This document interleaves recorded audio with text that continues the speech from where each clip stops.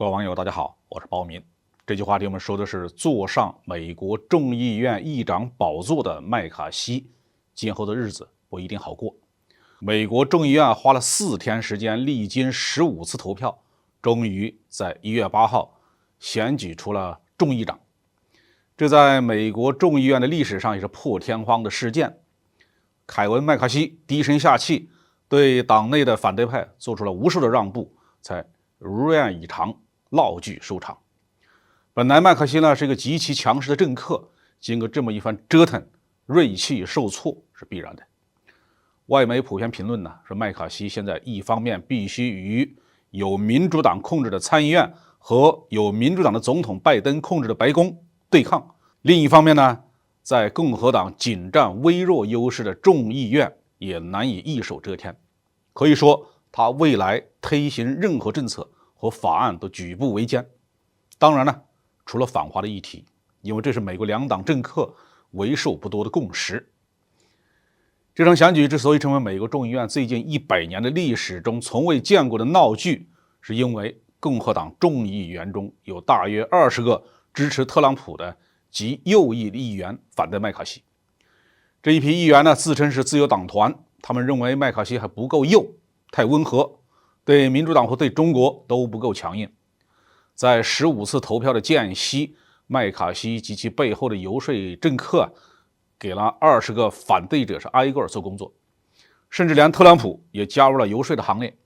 最后仅仅由于有6名共和党的众议员从反对他转向弃权，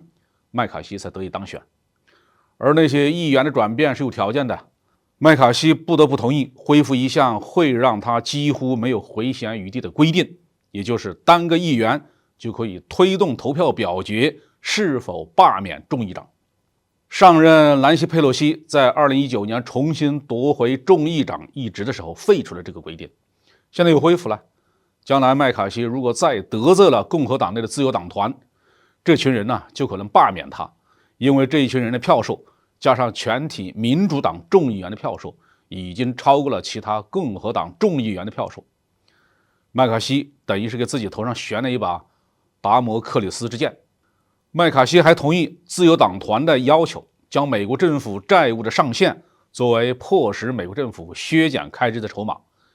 并要将美国政府2024年度的财政支出限制在2022年的水平。这意味着许多计划将大幅削减，特别是军费开支。美国2022年的军费预算是7530亿美元，而已经批准的2023年的军费预算是8579亿美元。如果麦卡锡将2024年的军费预算砍到2022年的水平，那就意味着美军要减少高达1000亿美元的军费。那美军岂不是要哭了？毫无疑问，美军的大批装备的采购和研发计划都将要受到影响。麦卡锡做出的其他的承诺包括将自由党团的议员分配到众议院的许多委员会中，让他们掌握更多的实权。比如说，在决定哪些法案可以提交给众议院的那个委员会里面，将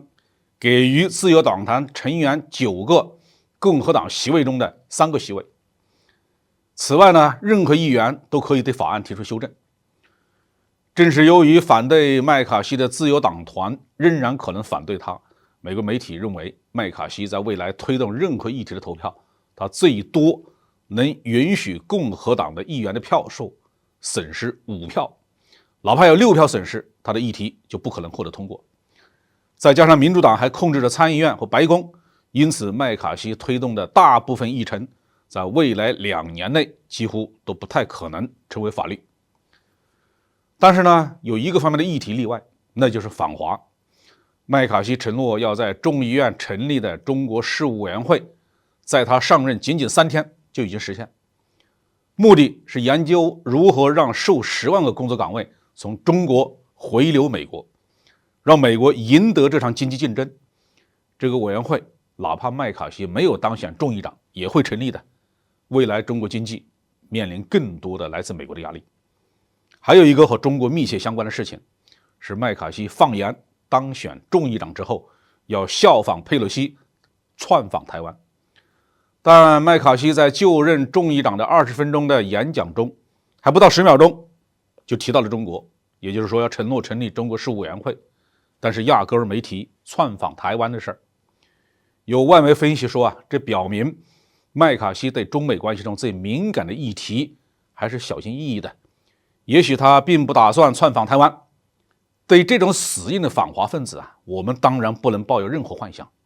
在每个政团党争不断，两党政客都把反华作为争取选票筹码的氛围下，未来的中美关系一定好不到哪里去。好，这期话题我们就说到这里。